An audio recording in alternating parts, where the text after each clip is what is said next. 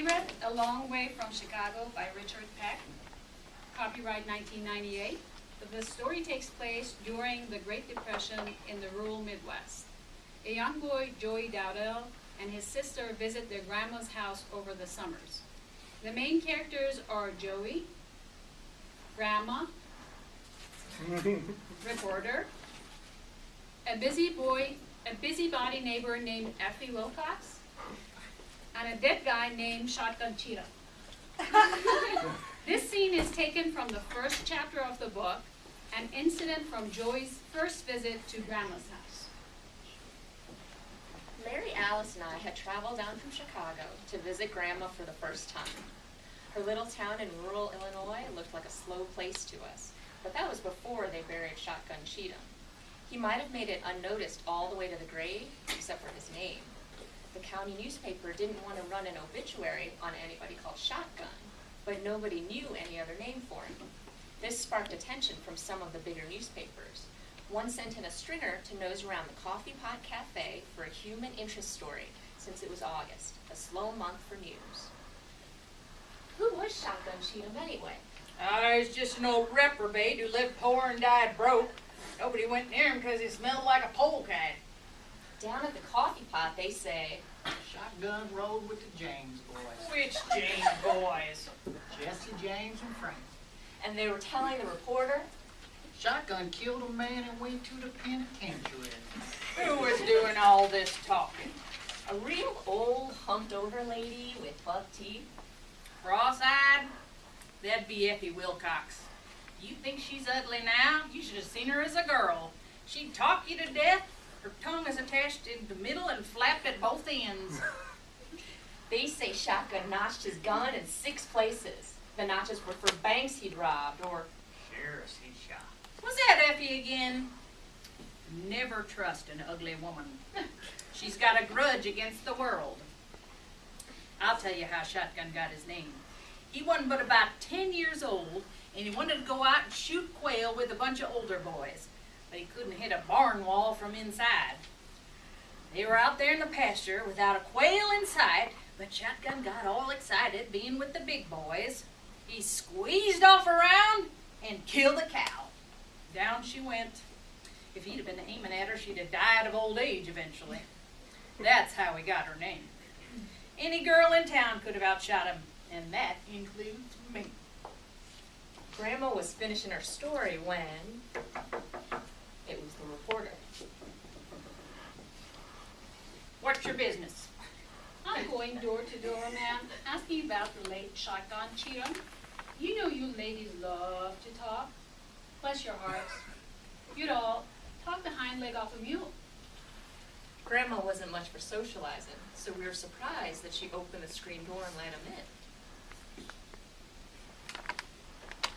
Who you been talking to? It was mainly an elderly lady. Ugly as sin? Calls herself Wilcox?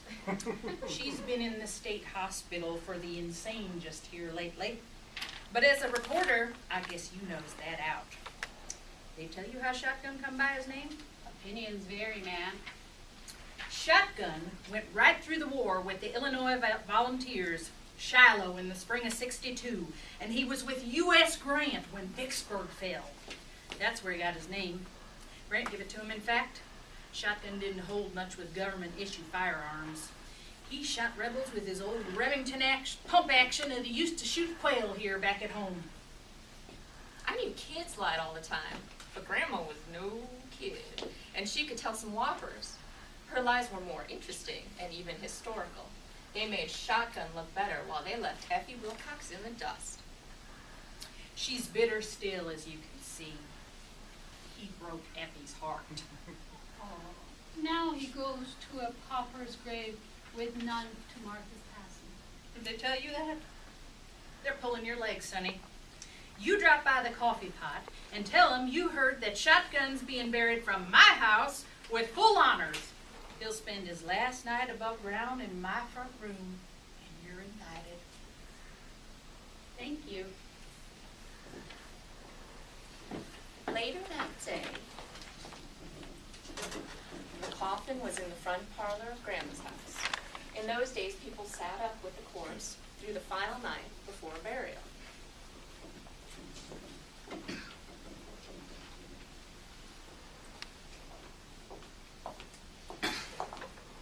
Mr. Dow, I've come to sit with you overnight to see our brave soldier who was last watch. Don't he look natural?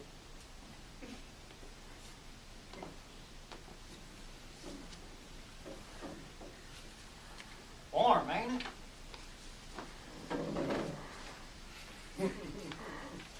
Only a single lamp burned and midnight drew on.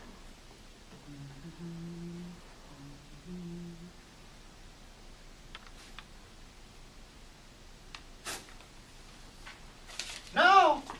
No! Sweet Mara! Whoa, shotgun! Your time's done gone left! You ain't got no more! Rest in peace, you old... Boom!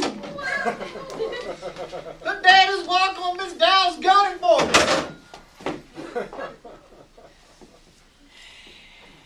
Well, Joey, time to go to bed.